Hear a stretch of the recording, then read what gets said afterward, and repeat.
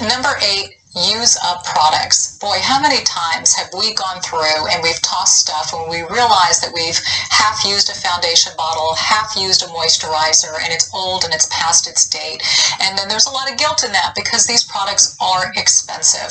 I know we get tempted and drawn in like a moth to a flame with the latest and the greatest, and we want the newest foundation, the newest skincare, the newest eye cream, but really, let's be good keepers of what we purchase. Let's use all of our product before we move on to the next. And who knows, maybe by waiting it out and not falling victim to the latest and greatest, you may get yourself to another 6 months or another year out, and there could be a newer, better, more interesting product that suits you even more so. So let's use up all of our stuff. I'm really, really trying. That's been one of my biggest pet peeves about myself, is just tossing things too soon and when they're not used up. And I'm really, really, really making sure that I go through my stuff and I use it, and then I get to toss an empty bottle, and that feels great.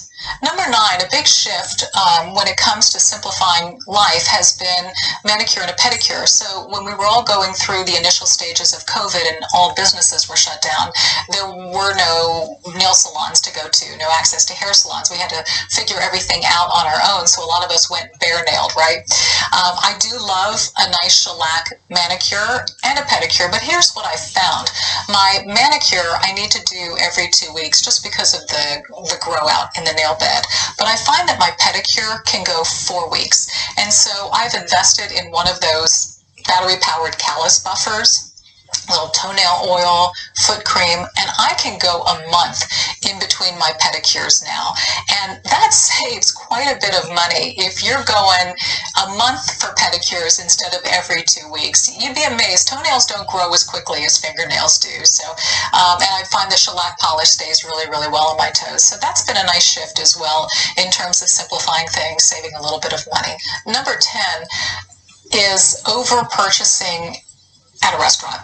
And this has been a big shift for me because, I love food and the different flavors and tastes, and so I'm sucked in when I'm at a restaurant and I look at a menu and I'm like, oh, I need to have that appetizer. Oh, I need to have that entree. That is so great. And then all of this food shows up, and I scarf down the appetizer, and then the entree, I can't get through a quarter of it.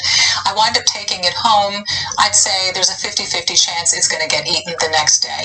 It's just wasteful. So I have decided either order an appetizer or an entree. And if an appetizer really appeals to me, then I will order it in an entree-sized portion.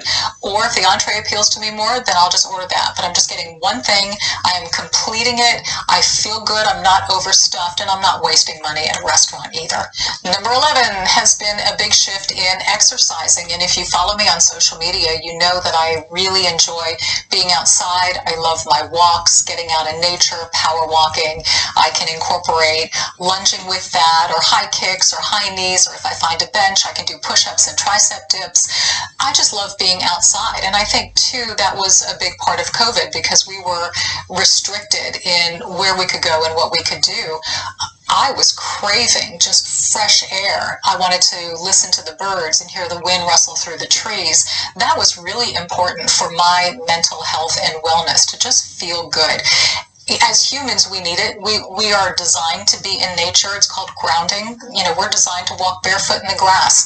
It has a very important role and purpose in our lives. And so I have found myself spending more and more time outdoors, craving it, enjoying it. So that's been a big shift for me, and not being in a gym.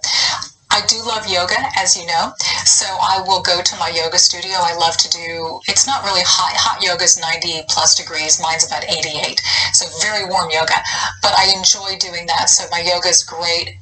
But I can do things at home too. There are so many different apps and podcasts and people who produce web exercise videos. I follow Melissa Wood Health. She's amazing. She does yoga and Pilates that you can do from the comfort of your home. All you need is yourself and your mat, and you're good to go. And these are incredibly challenging workouts.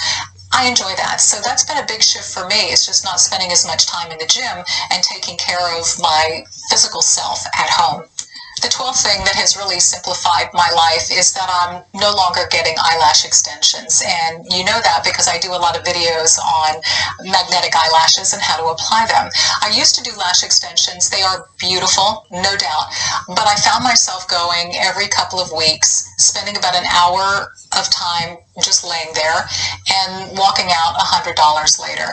And then came the issue of fallout or not being able to clean the lash line as well. And so bacteria issues and cleanliness issues. And so after a while, I just grew frustrated with the process. As much as I love the look of them, it just wasn't worth it to me. And it was a big expense. And it was also a big time commitment during a time when I didn't feel that I had the time. So for me, that was an easy thing to let go of. And I've enjoyed, there have been so many great products that have come out, from magnetic lashes and lash strips and all of that. So there are wonderful ways to boost your lashes that you can do at home that are far less expensive than the extensions. And so that leads to the 13th thing is no more spray tan memberships. I used to have a membership, and you go in and you strip naked and you stand like this and you stand like this, and the whole thing sprays you. I mean, it's a real strip club, right? So it was expensive. It would debit from my credit card every month. I thought, what is the point? And there are so many wonderful self-tanning products that you can use at home, that you can mix in with your moisturizer. It just didn't make sense to continue. So that was it. Spray tan membership got cut. And as you know, I do all of my self-tanning in the comfort of my own home, which leads to number 14 in simplifying things. And that is to cancel subscriptions and memberships.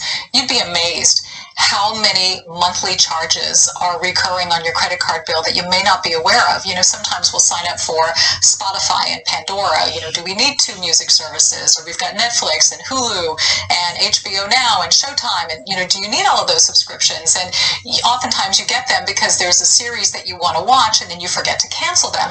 So if you were to check through and look at all your subscriptions and add them up, you'd be surprised at how many are popping up monthly. And they can be $8, $10, $15. But if you have a lot and they're recurring every month, they can really add to your expenses. So that's been something that I've gone through with a fine-tooth comb, is paring down those memberships, really analyzing what I use, what I need, and getting rid of what I don't.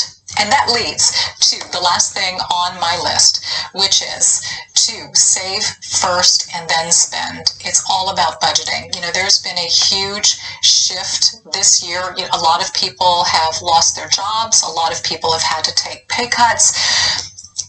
We have all had to reprioritize our spending and how we're living our lives. And I think the biggest part of simplifying has been realizing we don't need as much stuff to be happy. And we have rediscovered what it is that truly makes us happy. Relationships, self-care, time invested in what matters, our belief system, prayers, all of that. So budgeting is incredibly important when it comes to living a financially free life. And it's simple.